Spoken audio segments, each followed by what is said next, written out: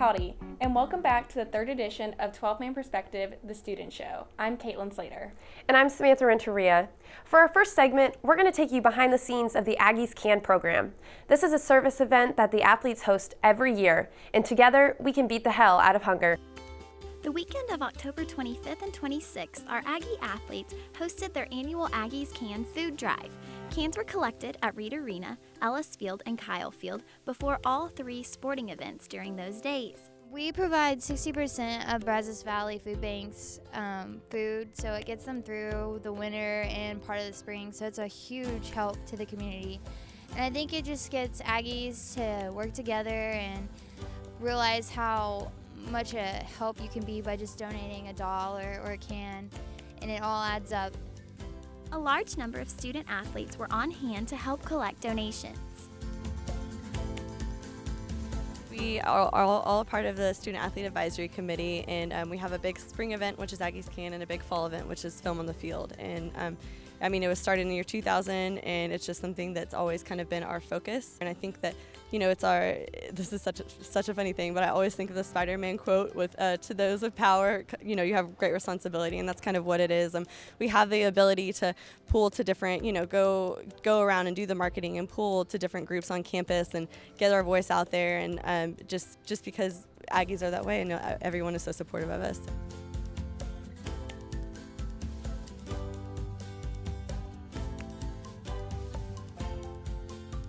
So this year we have raised over $30,000 and we have raised over 12,000 pounds of cans. So knowing that we doubled the amount of cans that we have raised and going exceedingly higher in the amount of dollars that we've raised, it's just rewarding knowing that the work that not only the exec team put in, but just the student athletes in general put into this year's Aggies CAN. It just makes it so much more rewarding.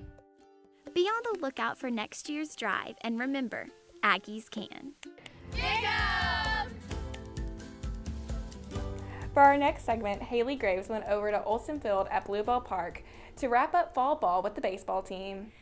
Howdy, Aggs. This week marks the end of fall ball for our Fightin' Texas Aggies, as two teams, the Farmers and the Plowboys, fight to win the annual Omaha Cup.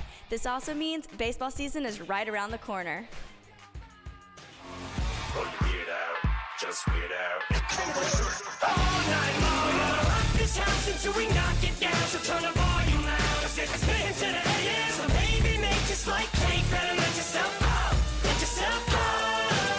I say forget before we kick the bucket. Life's too short to not go tomorrow.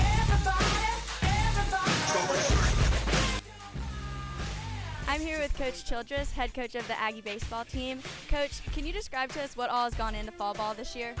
From the first day they show up, we do our Aggie baseball paint-a-thon, and the next day the teams are split into two, the Farmers and the Plowboys, and the entire fall is a competition from class attendance to grades to community service, effort in the weight room, effort on the field, and then the games that we play, and it culminates with the Maroon and White series. There appears to be a lot of new names on the roster this year. How are those boys adjusting and adding to the team, and are there any really impact players that we should look out for in the spring?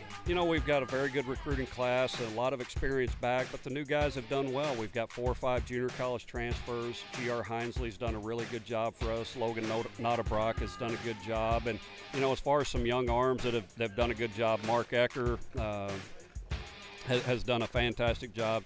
Mark, what is the one thing, this will be your first year as an SEC player, that you're looking most forward to? Just playing in front of the crowds here. You can't get a much better crowd than the 12th man, and it doesn't really get much better than that. I'm here with GR Hinesley, JUCO transfer and first baseman for the Aggie baseball team. GR, overall, what has been the most fun and the hardest part of fall ball this year? Definitely the hardest part was probably waking up for 5 a.m. runs. Those miles really got you, but it was a blast and we got through it as a team. The funnest part was probably just coming out with the guys and making new friends and practicing and playing with the team. Overall, what is the one thing you're looking most forward to about this upcoming season in the SEC? Yeah, second year going to the SEC, we're all really excited. A lot of arms coming back, a lot of new arms, a lot of new bats. Team looks really strong right now in all aspects, and we're hoping for a really good year out of all the young guys and all the JUCO guys coming in, and we're really excited to get to play in the SEC and have another crack at it. Well, there you have it from 12th Man perspective. The Farmers have won the annual Omaha Cup and given us a glimpse into how great this Aggie baseball team is going to be this year. Now, let's take a look at the top plays from the week. The top play for football comes from the third quarter of the game against Vanderbilt. Howard Matthews intercepted a pass from Patton Robinette and ran 26 yards for a touchdown. Low snap, controlled it, intercepted. Texas A&M. That's going to be a touchdown. That is Matthews. The next top play comes from the volleyball game against Arkansas. Ali Sawatsky set to Sierra Patrick for a kill. Off the block and in for the kill. A&M won the match 3-1. The last play comes from the second half of the soccer game against Ole Miss.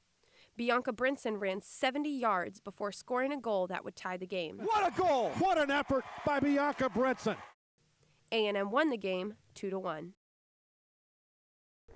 Thanks for watching. And make sure to join us again on November 15th for the next edition of 12th Man Perspective, the Student Show. Thanks and gig 'em.